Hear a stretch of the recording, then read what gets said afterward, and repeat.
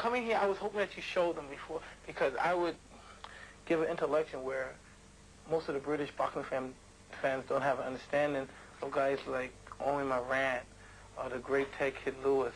You know about Owen Moran, do you? Masterful, classy boxer. It's a shame that he never became champion. I love watching him fight. He was so ahead of the time. It's hard to believe that he went to America around about 1906, 1907, and he fought men like A. Bertel, who were great fighters. Great A. Bertel. He got 2 draws with Bertel. And I get to watch him box and do the movement, the lateral movement. I was like, I watched him knock out Battling Nelson. And I was like, God, this is unbelievable. This English guy fighting like this. It was just so classical, but American style. It's amazing when he was good. He never won a title, not even a British title. No. Amazing, no.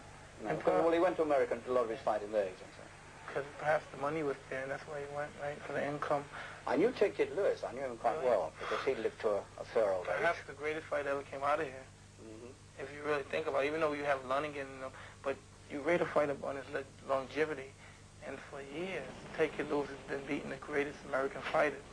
For years. He's been the #1 in the world for years. Not just like he won the title like 4 times, 3 times, and it's just unbelievable. And the guys he had to fight, Jack Britton, Mickey Walker, Benny Leonard, the who's who of boxing back then, the greatest of the greats, and he still prevailed #1. You see, Lewis was another of those men who went up through the weights. He was British featherweight champion in his early days. George Carpentier. I have the featherweight fight George Carpentier. Yeah. The referee struggling to break the 2 men. The referee says break clean.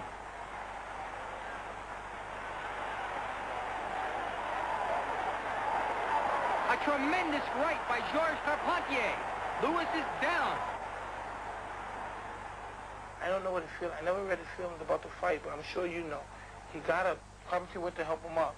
And he said, "Get off me. I don't need your help." Well, he complained to the referee. He turned away to the referee and got hit. Well, you know, that was his mistake. He shouldn't have done that. And Carpentier is the kind of gentleman that would take full advantage of something like that. We have another very good fighter. Well, I say we had. He's still with us today. Jack Kid Bird. He beat Kid Chocolate. He fought Kid Chocolate. I remember him. He fought on Cantonary. I remember Cantonary stopped him for the junior. Mushy Callahan. I remember. He was the champ. Junior welterweight champion. Junior welterweight champion. So we've had 1 or 2 good ones in this country, Mike. And one to be proud of. We hope we might find one suitable to fight you. As I say, I love this country and it would be a pleasure. Well, we have Mr. Bruno. Would like to see a little bit of footage of him. We've got Surely, why not? We've got some stuff for Frank here. Now, I think these shots, this is in the jacuzzi in America. And I think this is when he was over in America, when you sparred with him, when you were very young. What, 15? Well, can I tell you something? I can remember. It wasn't, I don't think I was there at this particular time, because I remember a wooden jacuzzi. When we was in jacuzzi, I was like 16 at the time, but I remember a wooden jacuzzi. And he had an unbelievable physique. What do you make of a physique like that? Is that so many people here say, well, it's not a fighter's physique, it's more of a weightlifter's physique. What do you think? Well, you know, he feels comfortable that way, but I think it's tremendous. He has a tremendous physique.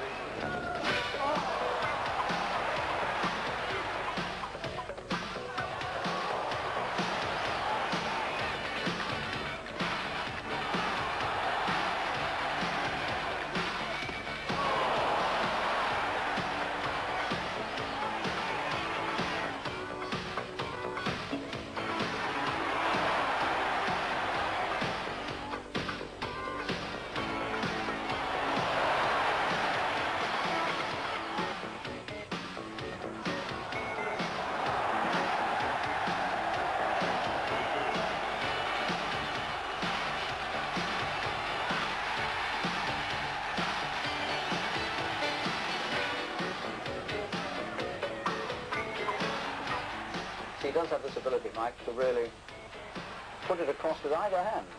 I mean, people say he doesn't move as well, but if you've got a punch like that, you don't necessarily have to move all that well. Now, here he is again. You don't do this sort of thing, do you? Training the weights. And he loves all this. It certainly is a physique, isn't it? Can't have been too many heavyweight fighters as well built as this man.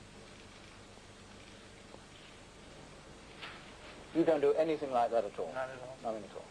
Unbelievable, I think. But for me, I don't get into weights. I just like to work out, run, train, do the exercise, calisthenics, and box.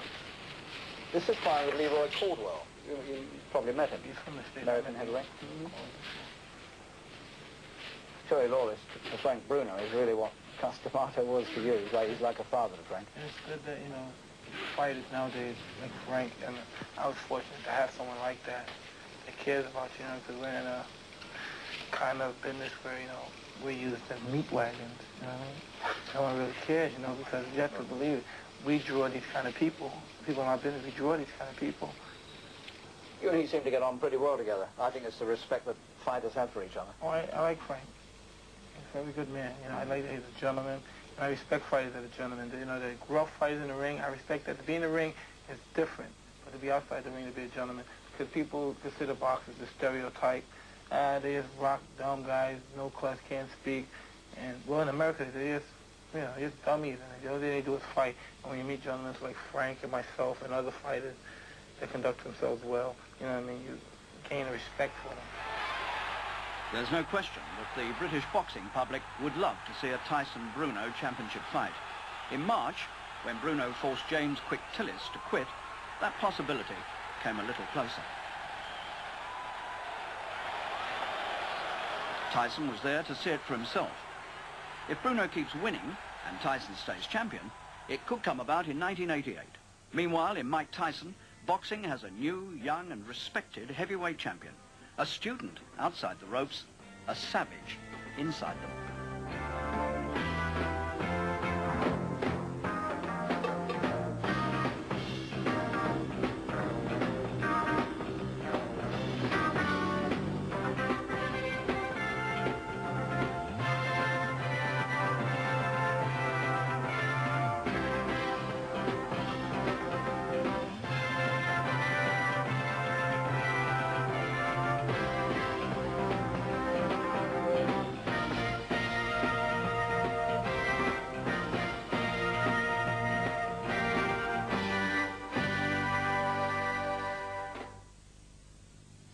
Tyson, a mighty champion and a fine historian of the sport, has